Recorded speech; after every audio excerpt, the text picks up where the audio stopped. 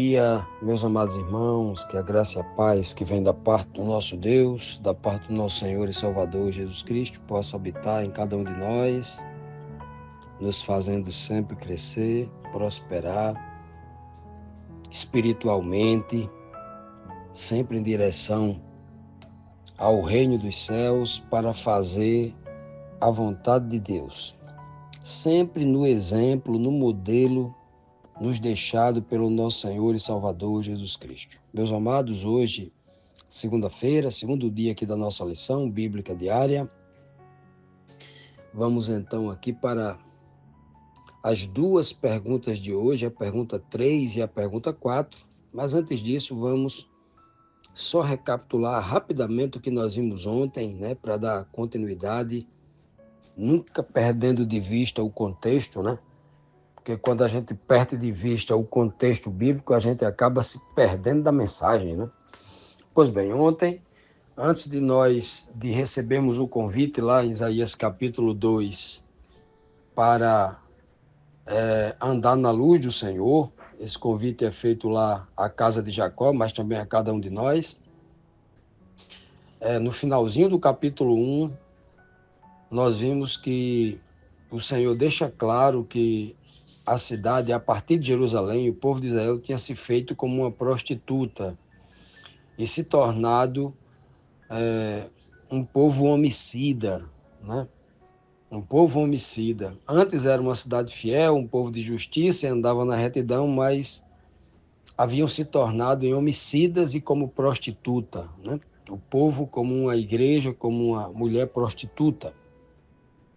Vimos também no versículo 23, quando o Senhor diz que ele diz por onde está o problema, Isso começa pelos os príncipes, A rebeldia começou por cima, pela cabeça, pelos líderes religiosos e, obviamente, também pelos líderes políticos. Israel tinha, a partir de Jerusalém, tinha dois grandes líderes, um político e um religioso.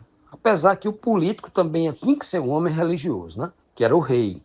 O rei representava a força política. E o sumo sacerdote era uma espécie de segundo rei, mas no sentido religioso. Então, quando a Bíblia fala de príncipes aqui, e a mensagem ela é espiritual, então, principalmente, quem vem à tona é o sumo sacerdote. Era ele que recebia uma mitra, uma espécie de coroa, e lá estava bem grande lá escrito, santidade ao Senhor. Então, se o povo estava aqui em pecado, em prostituição espiritual, estava se agindo como homicida, o problema aqui era principalmente de ordem espiritual. Então, o pior exemplo vinha, então, dos religiosos, Eu digo isso porque a igreja de hoje quer sempre colocar a culpa no presidente do país, no ministro A, na justiça, no parlamento. Não, o problema está na cabeça da igreja. O problema de ordem espiritual não está nos políticos, E está em religiosos que quer ser político. Aí também está, Pois bem.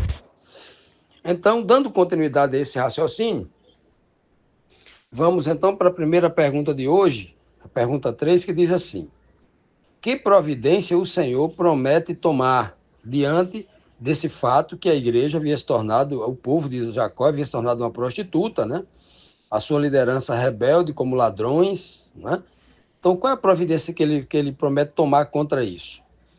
Isaías capítulo 1, versículo 24 e 25 diz assim: portanto, diz o Senhor dos exércitos, o poderoso de Israel. Ele diz o quê? Ele vai dizer agora. Ele diz assim: tomarei satisfações aos meus adversários e vingar-me-ei dos meus inimigos. Voltarei contra ti a minha mão, purificar-te-ei como com potassa das tuas escórias e tirarei de ti todo o metal impuro. Todo metal impuro já é a própria escória, aqui é uma redundância, Purificar com potassa. Potassa era o potássio, que era uma espécie de lixiviação que se faz das cinzas, ou seja, mete fogo e daquelas cinzas você tira ali o metal puro, né? Aqui é uma redundância. Ele está dizendo assim, é a mesma coisa que ele vai dizer lá em Malaquias, falando contra os sacerdotes, né? O livro de Malaquias, capítulo 1, 2 e 3, é só contra os sacerdotes. Então, lá no capítulo 3, ele diz assim, versículo 2, eu vou me sentar para purificar os filhos de Levi, a tribo de Levi, a liderança religiosa. Ele diz lá, Malaquias 3, versículo 2. E eu vou me sentar como senta o purificador do ouro, né? O ourives. Aquele que senta, pega o fogo, pega o cadinho é uma, é uma cuia, onde se coloca dentro ali dele uma panelinha, onde se coloca dentro dele ali para derreter o ouro, a prata e tal. Vou me sentar como ourives, que senta sem pressa para purificar os filhos de Levi, como quem purifica a prata e o ouro. E vou meter fogo neles, né? Para purificação, claro. Então, o que ele está dizendo aqui? Ele está dizendo aqui. Aí ele vai dizer, olha, eu vou tomar satisfações dos meus adversários. Quem são os adversários do Senhor? É Nabucodonosor, o rei da Babilônia? Seria Senaqueribe, o rei da Síria? Seria o faraó, rei do Egito? Seria quem, né? O inimigo do Senhor? O inimigo do Senhor aqui é o sacerdote. Quem é que está impuro? Quem se tornou adversário do Senhor? O povo que deveria ser o povo santo dele. Ora, quando uma esposa que é fiel, ela passa a trair o marido e se torna uma prostituta, ela se torna o quê do marido? Inimiga, não é? Ela é capaz até de matar o próprio marido para ficar com o amante. Não é assim que ocorre? Pois bem. Então, quando o Senhor diz aqui, olha, tomarei satisfações aos meus adversários e vingar-me-ei dos meus inimigos. Quem são os adversários e inimigos do Senhor? Os homens religiosos e a liderança política, né, o rei e os seus exércitos, os generais, que eram os cabeças de Israel, estava conduzindo o povo ao pecado. Esses são os principais inimigos. E depois, todo o povo também que se tornou cúmplice, que foi conhecendo a verdade, começou a seguir o sacerdote que está todo errado e começou a seguir o rei que estava todo errado. O povo também paga por isso. Ora, ou não, ou será que o membro que segue o pastor que está errado, o político que está errado, o senhor vai dizer, meu filho, você não tem culpa não, você não tem cabeça, você não tem cérebro, você não pensa, você não tem livre-arbítrio, culpa não é sua não, você está salvo, vou condenar só o sujeito que enganou você. É assim? Não, tem muita gente aí equivocada, enganado por pastores, né, que está mentindo. O pastor diz assim, você tem que devolver o dízimo, né, tem que pagar o dízimo na igreja. Se eu, pastor, estou roubando ou não, não é problema seu, você tem que devolver sem questionar lá. Mentira. Apocalipse 18:4 diz com toda clareza. Apocalipse diz claramente, sai dela, povo meu, para não ser cúmplice. Existe o pecado da cumplicidade. Se você sabe que tem algo errado e continua fazendo, colaborando com esse sistema, com esse sistema de erro, você é cúmplice. E o cúmplice também será condenado por isso, porque é culpado também. Não é? Na palavra de Deus, não tem cúmplice, não. O cúmplice para não responder como cúmplice, ele tem que denunciar o pecado e não fazer parte daquilo. O apelo do Apocalipse é claro, saia dela, saia disso, saia desse meio. Se você estiver no meio, aprovando, colaborando, tal, você é cúmplice e será julgado por isso. Continuando, meus amados, vamos aqui para a próxima pergunta 4, né, que diz assim, o que acontecerá com Sião quando o Senhor purificá-la? Né? Quando o Senhor for purificar Sião aqui, o que vai acontecer com ela? É só entendendo que purificar, porque no verso anterior ele diz bem claro, purificar-te-ei, ele diz o texto, né, com potassa, né, das tuas escórias, né, como que purifica o metal, o ouro, a prata, etc. Por isso que a pergunta aqui agora é dando continuidade a esse raciocínio aí. Restituir-te-ei os teus juízes, ou seja, vou restaurar, trazer de volta um juízo, os homens justos, né? Como eram antigamente, os teus conselheiros, como no princípio. Depois te chamarão cidade de justiça, cidade fiel. Sião será redimida pelo direito, e o que se arrependem pela justiça. Sião, a congregação aqui, para muita gente aqui, quando o Senhor fala de Sião aqui em Isaías, muita gente acha, principalmente o judeu preso à letra morta, muito religioso, tradicional, ele acha que o Senhor está falando aqui da cidade de Jerusalém, fisicamente aqui na Terra, né? Essa cidade aqui, desse planeta, enquanto houver mundo, enquanto houver pecado, não tem como esse tipo de restituição, esse tipo de purificação aqui, nunca haverá. Até porque, depois de Isaías, Jerusalém nunca houve um tempo de justiça depois daí. Então, teria Deus fracassado nessa sua promessa? Deus mentiu? Não.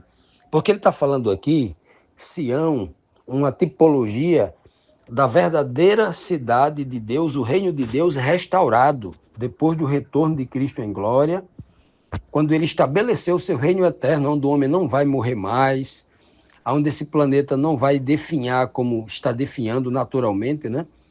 Se deteriorando com o tempo, as calamidades naturais acontecendo uma após outra e deixando o mundo inteiro em suspense, assustado, né? Como se a natureza tivesse revoltosa contra o homem, contra o pecado. Pois é. Então, aqui, o texto mostra claramente que não se refere a Jerusalém, ao Monte Sião, ao Monte lá, ao Monte Moriá, onde hoje está o Domo da Rocha, aonde Abraão foi oferecer o seu filho Isaque, né? Aonde Salomão construiu o templo, aonde Herodes restaurou e reconstruiu o templo, né? Não. Sião aqui é uma outra linguagem espiritual. E isso só acontecerá com a intervenção, a última e precisa intervenção, para nunca mais ter outra intervenção. Será definitiva, que é quando Cristo retornar à terra em glória para estabelecer isso aí, tá bom? Então, deixar bem claro esse detalhe aí. Tem os fanáticos aí, como eu disse, judeu religioso fanático, que na cabeça dele, tudo que fala na letra morta tem que ser Jerusalém, cidade de Jerusalém, né? E eles não conseguem explicar porque 2.600 anos de lá para cá nunca aconteceu esse tempo. É só a degradação moral. Hoje, em Jerusalém, por exemplo, é uma das maiores paradas gays do mundo, acontece lá hoje. E eles não conseguem, né? Quando se fala nisso, eles fogem do assunto e tal, né? Tal.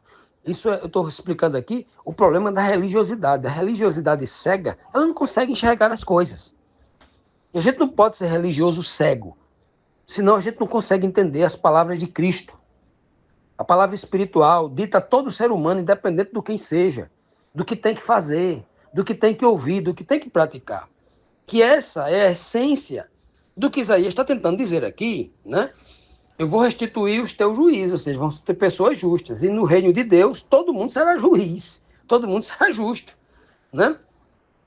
Como era antigamente. Antigamente quando? Nos dias de Abraão ou nos dias de Adão antes do pecado, né? Pois bem, né? Restituirei também os meus conselheiros, como no princípio, né? Olha que coisa maravilhosa, né? E aí, depois que ele fizer isso, vão chamar Jerusalém de cidade da justiça, né? Chamar Sião, na verdade. Sião aqui é uma tipologia, né? Jerusalém também, nesse contexto, tem que ser chamado como uma tipologia, né? Sião será chamada redimida, ou seja, uma cidade que foi redimida, falando de uma redenção final. Então, claramente, o texto aqui aponta, né, para o retorno, pós-retorno de Cristo, quando o homem, o santo salvo, né, o corpo mortal será revestido da imortalidade, né, e obviamente o homem receberá de Deus o dom ali da vida eterna, para que nunca mais morra, para que nunca mais sofra tenha sofrimento, dor, como diz lá em Apocalipse 20, versículo 4, né? Deus enxugará dos olhos toda lágrima, já não haverá mais dor, sofrimento, nada disso. Então é desse tempo aqui. Então, claramente, aqui no finalzinho do capítulo 1 de Isaías, o Senhor está nos trazendo aqui a informação de que um dia ele ia restituir. Ele já deixa no próprio contexto, na lição da semana passada nós vimos isso, no início do capítulo 1, ele deixa bem claro como é que ele vai fazer isso aí, né? Ele vai mostrar claramente que ele vai tirar um remanescente, uma minoria, um pouquinho, lá mais na frente ele vai, né, vai dizer aí que é o vermezinho de Jacó, o vermezinho, um povozinho de Israel, é um restinho, é uma minoria. Geralmente o povo simples e pobre, como foi na invasão de Nabucodonosor a Jerusalém, que só quem permaneceu lá em Jerusalém foi Jeremias, o profeta Jeremias, com um grupo de pobres que herdaram tudo ali em Jerusalém, né? Ali está uma tipologia clara de como é a redenção do Senhor. Quem é que sobra, né? Por quê? Porque no próprio contexto aqui, já está claro e evidenciado que os príncipes, que ele cita aqui, né, os príncipes da liderança religiosa, se tornaram inimigos de Deus. Se tornaram ladrões, homicidas, malfeitores. Os grandes responsáveis por conduzir, para darem a maior contribuição, a maior força para que o povo entrasse em apostasia, para que o povo entrasse pelo caminho da idolatria. Então, obviamente, né, fica muito claro aqui que é esse povo pequeno, que é um remanescente, ou seja, um pequeno grupo que restou, permanecendo ali firme na obediência a Deus, observando a sua palavra. Agora, no tempo do fim, o tempo em que nós vivemos, é momento de refletir muito nisso, né? Deus vai sacudir a sua professa igreja para que esse povo pequeno, para que esse remanescente apareça. E os crentes de verdade, chegou o momento deles pararem e refletirem nisso. Parar de ser religioso, parar de ser igrejeiro, seguidor de homem, e voltar-se para Deus, voltar para a sua palavra.